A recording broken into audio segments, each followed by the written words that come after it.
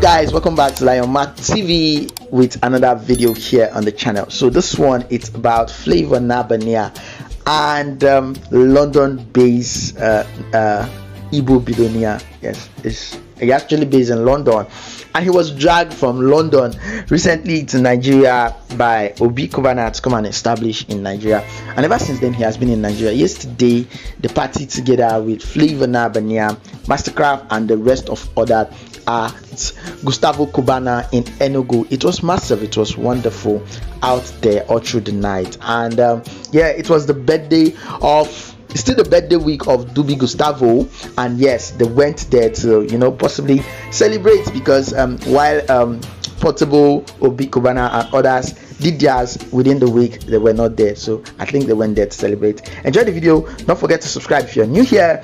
Drop a comment in the comment section. See you guys after the video.